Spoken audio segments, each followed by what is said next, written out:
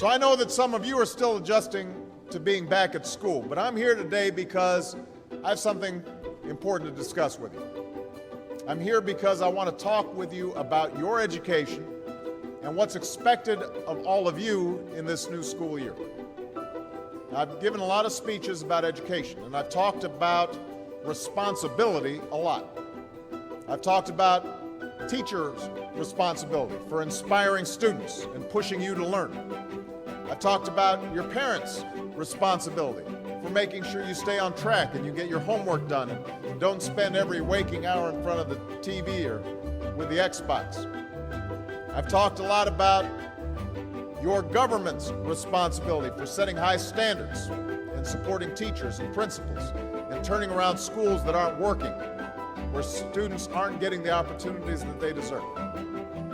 But at the end of the day, we can have the most dedicated teachers, the most supportive parents, the best schools in the world, and none of it will make a difference. None of it will matter unless all of you fulfill your responsibilities. Unless you show up to those schools, unless you pay attention to those teachers, unless you listen to your parents and grandparents and other adults and put in the hard work it takes to succeed.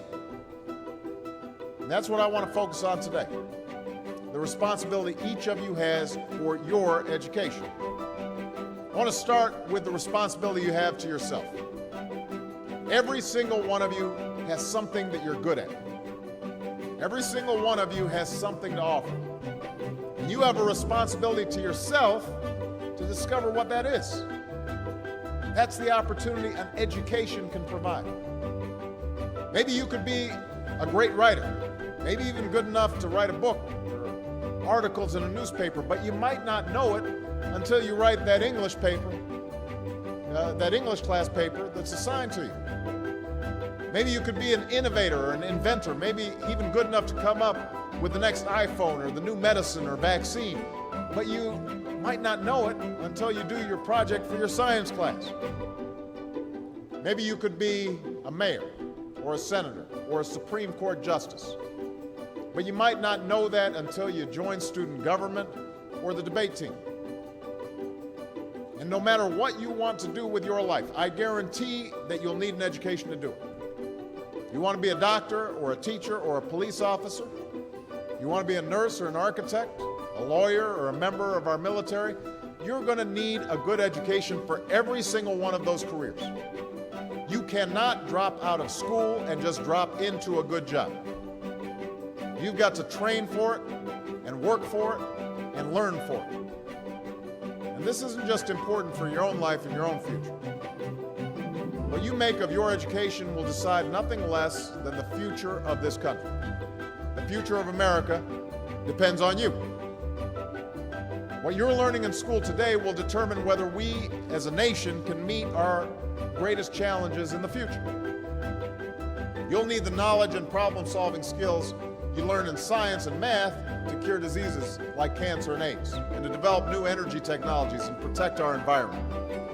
You'll need the insights and critical thinking skills you gain in history and social studies to fight poverty and homelessness, crime and discrimination, and make our nation more fair and more free.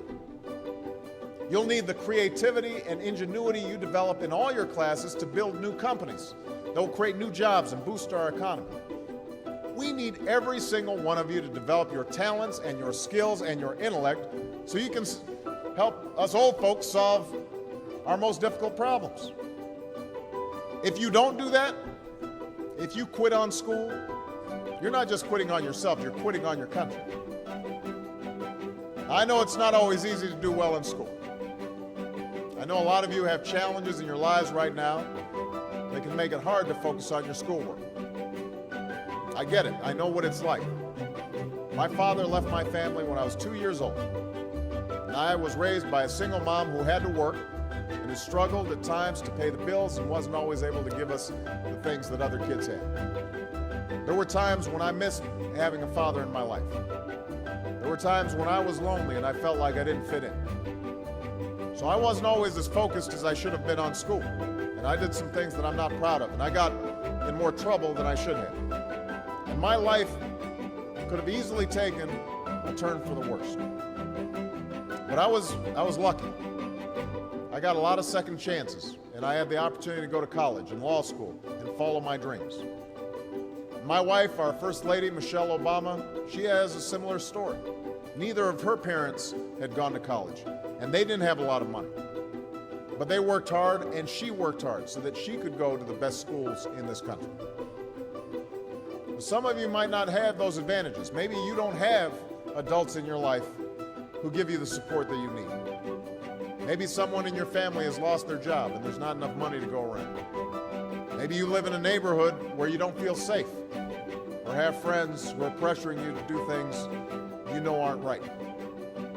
But at the end of the day, the circumstances of your life, what you look like, where you come from, how much money you have, what you've got going on at home, none of that is an excuse for neglecting your homework or having a bad attitude in school. That's no excuse for talking back to your teacher or cutting class or dropping out of school. There is no excuse for not trying. Where you are right now doesn't have to determine where you'll end up. No one's written your destiny for you. Because here in America, you write your own destiny. You make your own future. That's what young people like you are doing every day all across America. Young people like Jasmine Perez from Roma, Texas. Jasmine didn't speak English when she first started school. Neither of her parents had gone to college. But she worked hard, earned good grades, and got a scholarship to Brown University as now in graduate school studying public health on her way to becoming Dr. Jasmine Perez. I'm thinking about Andoni Schultz from Los Altos, California, who's fought brain cancer since he was 3. He's had to endure all sorts of treatments and surgeries, one of which affected his memory, so it took him much longer, hundreds of extra hours to do his schoolwork. But he never fell behind. He's headed to college this fall. And then there's Chantel Steve from my hometown of Chicago, Illinois. Even when bouncing from foster home to foster home in the toughest neighborhoods in the city, she managed to get a job at a local health care center, start a program to keep young people out of gangs, and she's on track to graduate high school with honors and go on to college. Now, Jasmine, Andoni, and Chantel aren't any different from any of you. They face challenges in their lives just like you do. In some cases, they've got it a lot worse off than many of you. But they refuse to give up. They chose to take responsibility for their lives, for their education, and set goals for themselves. And I expect all of you to do the same. That's why today I'm calling on each of you to set your own goals for your education and do everything you can to meet them.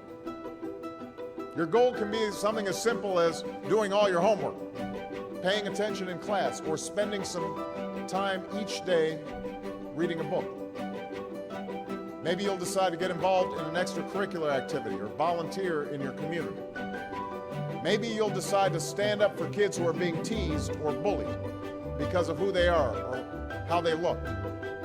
Because you believe, like I do, that all young people deserve a safe environment to study and learn. Maybe you'll decide to take better care of yourself so you can be more ready to learn. And along those lines, by the way, I hope all of you are washing your hands a lot and that you stay home from school when you don't feel well so we can keep people from getting the flu this fall and winter. But whatever you resolve to do, I want you to commit to it.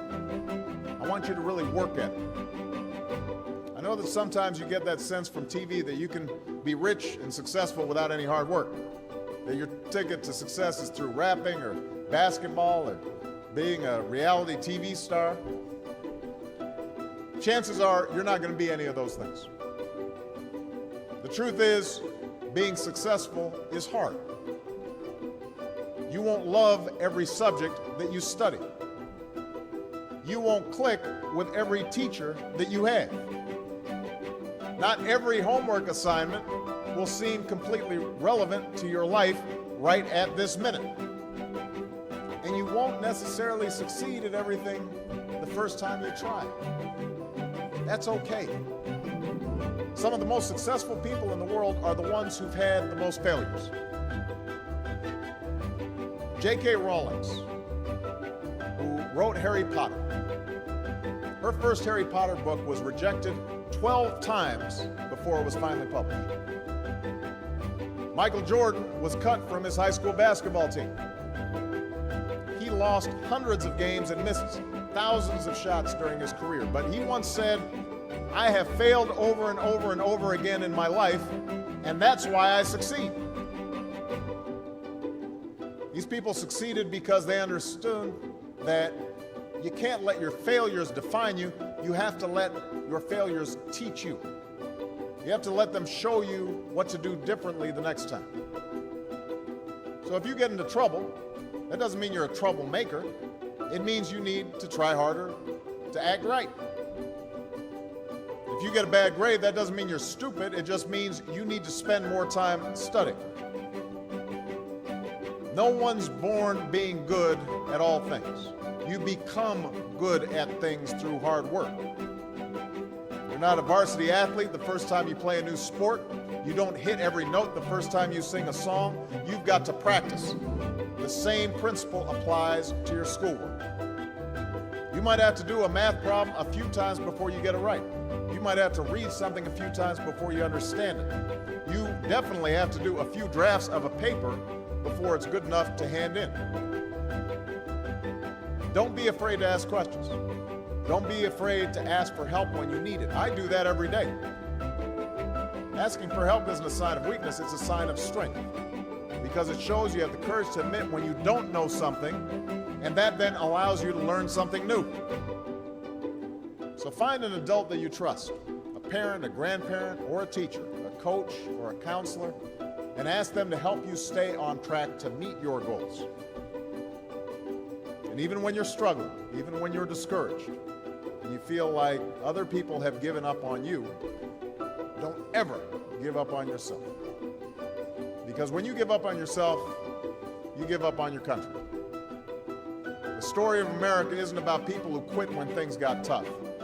It's about people who kept going, who tried harder, who loved their country too much to do anything less than their best. It's the story of students who sat where you sit 250 years ago and went on to wage a revolution, and they founded this nation. Young people. Students who sat where you sit 75 years ago, who overcame a depression and won a world war, who fought for civil rights and put a man on the moon. Students who sat where you sit 20 years ago, who founded Google and Twitter and Facebook and changed the way we communicate with each other. So today, I want to ask all of you, what's your contribution going to be? What problems are you going to solve? What discoveries will you make? What will a president who comes here in 20 or 50 or 100 years say about what all of you did for this country? You know, your families, your teachers, and I are doing everything we can to make sure you have the education you need to answer these questions. I'm working hard to fix up your classrooms and get you the books and the equipment and the computers you need to learn. But you've got to do your part too. So I expect all of you to get serious this year. I expect you to put your best effort into everything you do. I expect great things from each of you. So don't let us down. Don't let your family down or your country down. Most of all, don't let yourself down. Make us all proud. Thank you very much, everybody. God bless you. God bless America. Thank you.